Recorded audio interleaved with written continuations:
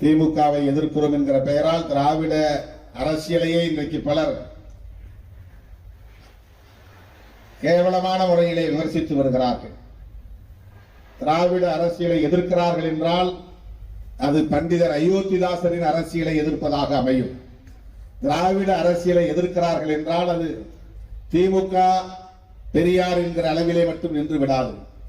அது புரட்சியாளர் அம்பேத்கரின் அரசியலையே எதிர்ப்பதாகத்தான் அமையும். அதனால்தான் விடுதலை சிறுத்தைகள் கட்சி இன்றைக்கு திராவிட முன்னேற்ற கழகத்தின் தலைமையிலான மதசார்பற்ற முற்போக்கு கூட்டணியில் இணைந்து உறுதியோடு நிற்கிறோம்.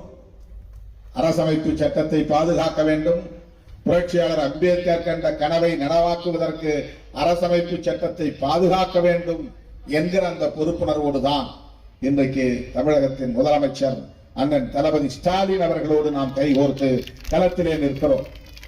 இதனால் பல்வேறு அவதூறுகளை விடுதலை சிறுத்தைகளுக்கு எதிராக எனக்கு எதிராக பரப்புகிறார்கள். திராவிட முன்னேற்ற கழகத்துக்கு கட்டுப்பட்டு நாங்கள் உழன்று கிடக்கிறோம் என்று விமர்சிக்கிறார்கள். கருத்தியலில் உறுதிப்பாட்டோடு இருக்கிறோம், அதனால் திராவிட முன்னேற்ற கழகத்தோடு நிற்கிறோம்.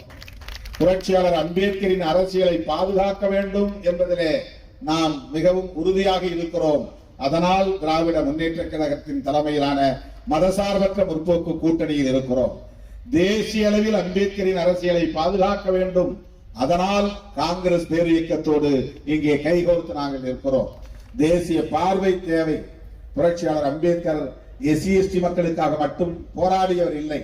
அவர் அமைச்சர் பதவியை ராஜினாமா செய்த போது சொன்ன பல காரணங்களுள் முக்கியமான காரணம் ஒன்று, ஓபிசி மக்களுக்கு இடஒதுக்கீடு உருவாக்குவதற்காக ஒரு கமிஷன் அமைக்க வேண்டும் என்று நான் கோரிக்கை வைத்தேன். அதனை பொருட்டாக எடுத்துக் கொள்ளாமல் காலம் தாழ்த்துகிறார்கள் என்று அன்றைய பிரதமர் பண்டித ஜவஹர்லால் நேரு மீது ஒரு விமர்சனமாக வைத்தார்.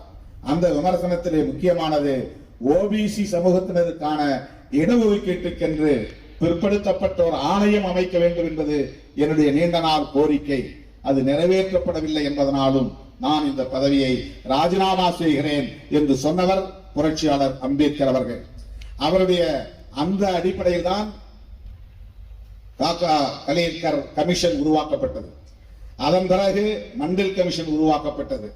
அதன் அடிப்படையில் தான் ஓபிசி மக்களுக்கான இடஒதுக்கீடு வந்தது. அதைத்தான் சமூக நீதி காவலர் விபி சிங் நிறைவேற்றினார். அந்த விபி சிங் அவர்களை தமிழ்நாட்டிலிருந்து ஒருவர் வலுவாக ஆதரித்தார் என்றால் அவர் முத்தமிழறிஞர் கலைஞர் தான்.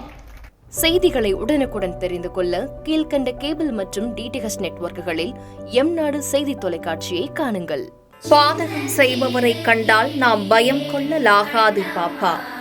மோதி மிதித்து விடு பாப்பா, அவர் முகத்தில் உமிழ்ந்து விடு பாப்பா. அண்மை செய்திகளை உடனுக்குடன் தெரிந்து கொள்ள இணைந்திருங்கள் எம்நாடு தொலைக்காட்சியுடன்.